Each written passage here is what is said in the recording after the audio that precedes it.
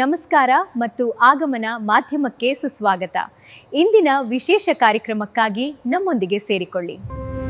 ನಾಗಮಂಗಲ ಕದಬಹಳ್ಳಿ ಸಾಪಪ ಪೂವು ಕಾಲೇಜಿನ ಪ್ರೌಢಶಾಲಾ ವಿಭಾಗದ ವತಿಯಿಂದ ನಡೆದ ಕನ್ನಡ ರಾಜ್ಯೋತ್ಸವ, ಪ್ರತಿಭಾ ಪುರಸ್ಕಾರ, ಶಾರದಾ ಪೂಜೆ, 10ನೇ ತರಗತಿ ವಿದ್ಯಾರ್ಥಿಗಳ ಬೀಳ್ಕೊಡುಗೆ ಸಮಾರಂಭಕ್ಕೆ ಖ್ಯಾತ ಸಾಹಿತಿ ಪುಷ್ಪಾ ಎ. ನಾಗತಿಹಳ್ಳಿಯವರು ಜ್ಯೋತಿ ಬೆಳಗಿಸುವ ಮೂಲಕ ಚಾಲನೆ ನೀಡಿ ಮಾತನಾಡಿದರು.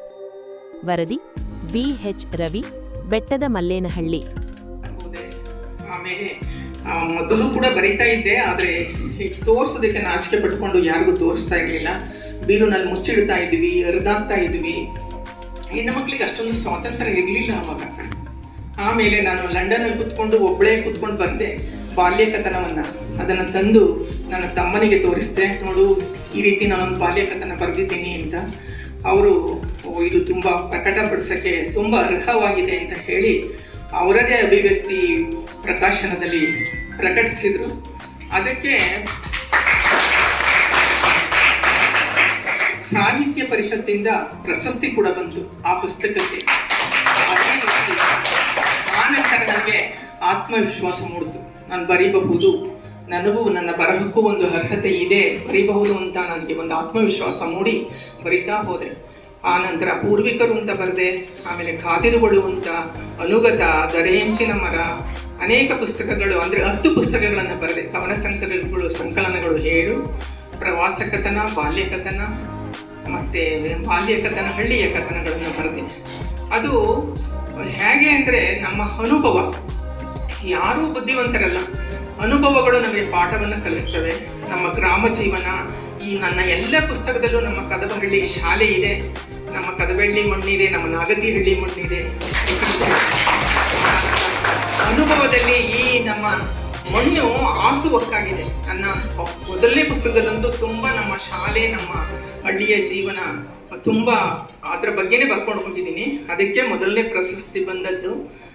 ಆನಂತರ ಪೂರ್ವಿಕರು ಬರೆದೆ. ನಮ್ಮ ಕದಬಳ್ಳಿ, ಯವ್ವೇರಳ್ಳಿ, ಪ್ರತಿಯೊಂದು ಬಿದ್ರಿಕೆರೆ, ಎಲ್ಲ ಊರುಗಳು ಅದರಲ್ಲಿ ಇದ್ದಾವೆ, ನನಗೆ ನೆನಪಿನಲ್ಲಿ ಉಳಿದಿದೆ.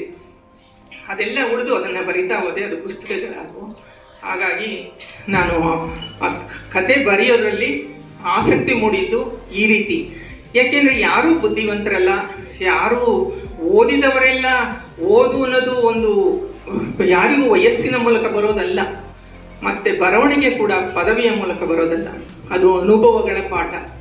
ಏಕೆಂದರೆ ಸರ್ವಜ್ಞನ ಒಂದು ಪದ ನಿಮಗೆ ನೆನಪಿರ್ಬೋದು.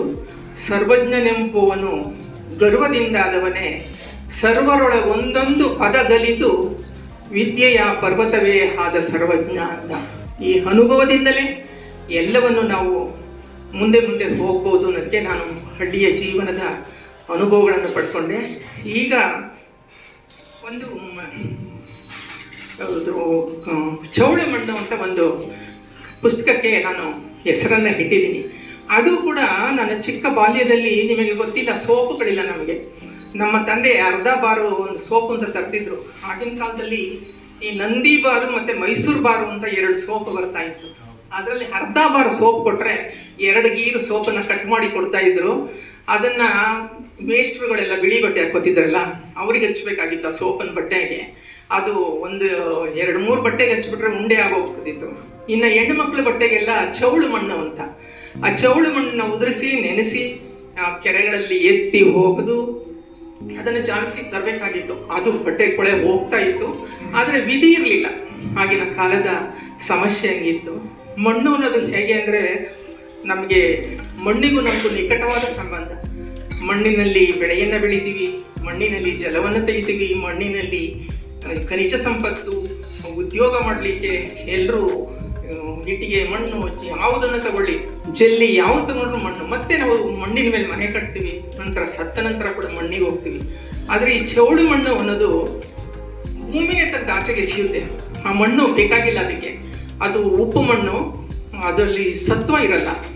ಆಗಿನ ಕಾಲದಲ್ಲಿ ಆ ಸತ್ವ ಇಲ್ಲದ ಮಣ್ಣನ್ನು ಕೂಡ ನಮ್ಮ ಹಿರಿಯರು ಬಳಸ್ಕೊತಾ ಇದ್ರು, ಬಟ್ಟೆ ತೊಳೆಯೋಕ್ಕೆ ಬಳಸ್ಕೊತಾ ಇದ್ರು. ಅದು ಒಂದು ಈ ಕೂಚಳ್ಳಿನ ತೊರೆಯ ಮೇಲ್ಭಾಗದಲ್ಲಿ ಅದು ಹೇಳ್ತಾ ಇತ್ತು ಚೌಳು ಮಣ್ಣು ಅನ್ನೋದು. ಅದನ್ನು ಎತ್ತಕ್ಕೆ ನಮ್ಮ ಅಜ್ಜಿದಿರು ಅತ್ತೆದಿರೆಲ್ಲ ಬೆಳಗಿನ ಜಾವನೆ ಹೋಗ್ತಾ ಇದ್ರು. ತಿಂಗಳಾನುಗಟ್ಟಲೆ ಒಂದೊಂದು ವರ್ಷಾನುಗಟ್ಟಲೆ ಅದನ್ನು ಕೂಡಿಟ್ಕೊಂಡು ಬಟ್ಟೆ ತೊಳಿತಾ ಇದ್ರು. ಅಂಥ ಒಂದು ಅನುಭವ ನನಗೆ ಚೌಳು ಮಣ್ಣು ಅನ್ನೋದು ಒಂದು ಸಣ್ಣ ಅನುಭವ ಕೂಡ ನನಗೆ ಇದ್ರ ಬಗ್ಗೆ ಬರಿಬೇಕು ಅಂತ ಅನ್ನಿಸ್ತು. ಚೌಳು ಮಣ್ಣು ಅಂತ ಈಗ ಒಂದು ಪುಸ್ತಕ ಇನ್ನೂ ಪ್ರಕಟ ಆಗಿಲ್ಲ, ಅದು ಬರೀತಾ ಇದ್ದೀನಿ. ಹಾಗಾಗಿ ನಮ್ಮ ಅನುಭವಗಳು ಈ ರೀತಿ ಕಷ್ಟದ ಜೀವನ, ಹಳ್ಳಿಯ ಗ್ರಾಮೀಣ ಬದುಕನ್ನು ನೋಡ್ತಾ ಬೆಳೀತಾ ಬಂದು ಈ ರೀತಿ ಕಥೆಗಳು ಕವನಗಳಾದವು. ನೀವು ರೀತಿಯ ವಿದ್ಯಾರ್ಥಿಗಳು ಬರೀರಿ, ಮತ್ತು ಕನ್ನಡಕ್ಕೆ ಯಾವಾಗಲೂ ಕನ್ನಡ ಭಾಷೆಯನ್ನು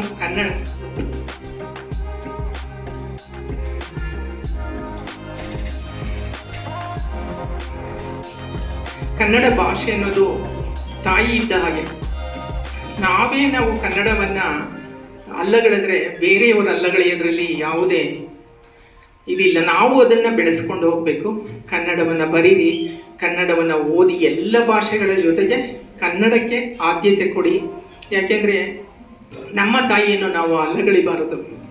ಚೆನ್ನಾಗಿ ಓದಿ ತಂದೆ ತಾಯಿಗಳಿಗೆ ಕೀರ್ತಿ ತನ್ನಿ, ಒಳ್ಳೆಯ ಮಕ್ಕಳಾಗಿ. ಇಂಥ ಶಿಕ್ಷಕರ ಕೆಳಗಡೆ ನೀವು ಬೆಳೀತಾ ಇದ್ದೀರಿ, ಓದ್ತಾ ಇದ್ದೀರಿ, ವಿದ್ಯಾರ್ಚನೆ ಮಾಡ್ತಾ ಇದ್ದೀರಿ ಅಂದರೆ ಖಂಡಿತ ನೀವು ಯಾರು ತಪ್ಪು ದಾರಿನಲ್ಲಿ ಹೋಗಲ್ಲ ಅಂತ ನನ್ನ ಭಾವನೆ.